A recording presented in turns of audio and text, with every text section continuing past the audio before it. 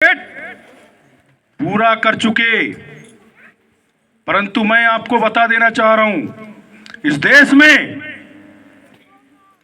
मनुवादियों की राजनीतिक मंच बनी तो होगी जरूर, परंतु ट्राइबल आदिवासियों की भी राजनीतिक पार्टी इस देश के अंदर में मोर्चा खोल चुकी है। अगर असली आदिवासी है तो ईसाई आदिवासी असली है, इसको मानना पड़ेगा। इन लोगों ने दबे कुचले शोषित वंचित परिवार, उन लोगों को टारगेट बनाते हैं। हम सम्मान करते हैं हिंदुओं की, हम सम्मान करते हैं मुसलमानों की, हम सम्मान करते हैं सिखों की, हम सम्मान करते हैं सनातनों की, परंतु आदिवासियों के लिए सबसे ज्यादा खतरा लाने वाला आरएसएस है। उसको भी हम चेतावनी देते हैं कि अगर ईसाइयों के साथ में कहीं भी किसी मोहल्ले में, टोले में, गांव में टारगेट बनाओगे तो भारत आदिवासी पार्टी इस देश में मोर्चा खोलती है आपके साथ में टकराने के लिए। अब लोगों ने बोलने लगे कि सुरेंद्र सिरसाम भाई आजकल क्या है, क्रिसमस डे में जाने लगे, मुख्य अतिथि बन के जाते हैं, तो मसीहों की आवाज उठा रहे हैं। तो भैया हम आपको बता देना चाह रहे हैं, हमारा डीएनए एक है, हमारा व्यवस्था एक है। आदिवासियों ने हो सकता है अपने व्यवस्थाओं से भटक गए होंगे, परंतु असली आदिवासी मसीह समाज ने तुम्हारे व्यवस्थाओं को बचा करके अभी भी न्याय, अत्याचार और अन्याय के लिए भाईचारे के साथ में एक होता है।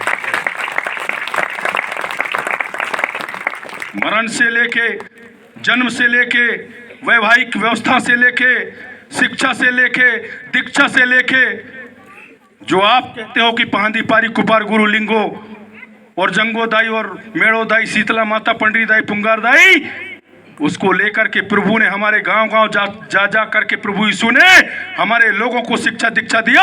आपको बता देना चाह रहे हैं कि भारतीय संविधान के भी जनक बाबा अंबेडकर भीमराव के साथ में मसीह समुदाय से शिक्षा लेकर के अगर जयपाल मुंडा जी नहीं जाते तो संविधान का निर्माण नहीं होता। आप देख सकते हैं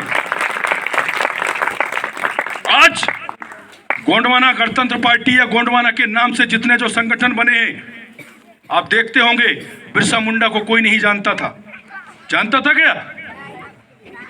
परंतु हमारे डेविड बिरसा मुंडा जो मसीह समुदाय से शिक्षा दीक्षा लेकर के आज जल जंगल जमीन, अगर आदिवासियत की बात करें, एससी एसटी ओबीसी माइनॉरिटी की बात करें, तो जमीन की बदौलत हमारे दबे कुचले शोषित वंचित परिवार आज भी जिंदा है, तो वो हमारे डेविड बिरसा मुंडा जी का है, उन्हीं की देन है।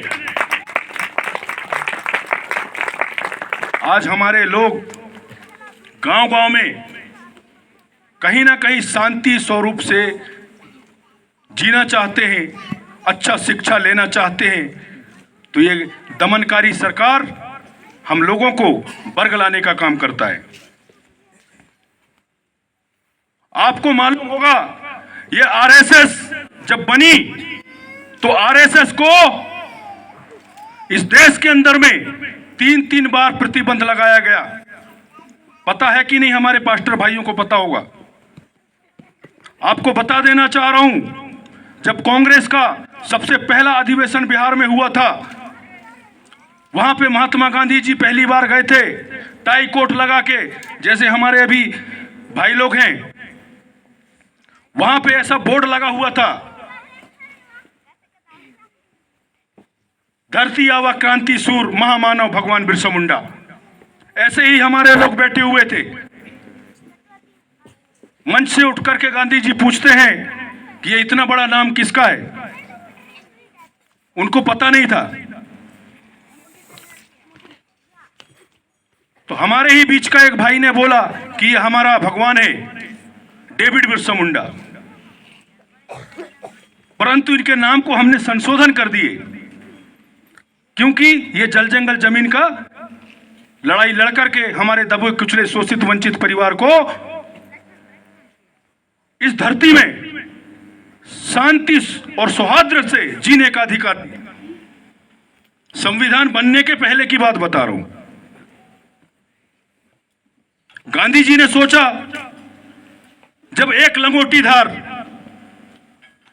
इस देश के अंदर क्रांति कर सकता है तो क्यों ना मैं भी धोती और लाठी लेकर के पूरे देश में आंदोलन करके और इन अंग्रेजों को भगा सकूं।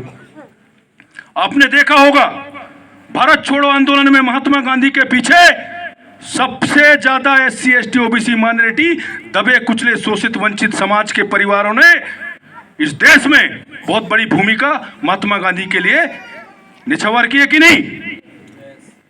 ये तो उनकी प्रेरणा हम नहीं ले सकते क्या? आज इस मंडला जिले के अंदर से एक प्रोपोगंडा उत्पन्न होता है, काय का? डिलिस्टिंग का। यह किसी को मालूम नहीं। हमारे पास अचानक एक पत्राचार आता है, लोकसभा के पहले मोहन भागवत अचानक आते हैं यहां पे। मैं जो बोल रहा हूं आप डरना नहीं, आपका सहयोग अगर मिले तो पूरे देश में मंडला से ऐसी चिंगारी जाएगी और संदेश भी जाएगा। मैं आपको बता देना चाह रहा हूं, लोकसभा चुनाव के पहले चुपचाप से मोहन भागवत यहां आते हैं मंडला में। क्यों? क्योंकि मध्य प्रदेश के अंदर में परिसीमन में उन्होंने देखे कि सबसे ज्यादा हमारे लोग, हमारे SC ST OBC माइनॉरिटी के लोग अगर आस्थाओं को मानते हुए किसी धर्म पे आस्था कर रहे हैं, उनको सबसे पहले डिलीट करना पड़ेगा। यह प्रोपोगंडा मंडला से हुआ और यहां के जो नेता मंत्री सांसद विधायक हैं, इन्होंने कोई भी डिबेट नहीं किए। हमने डिबेट किए, आज भी मेरे पास प्रमाण है।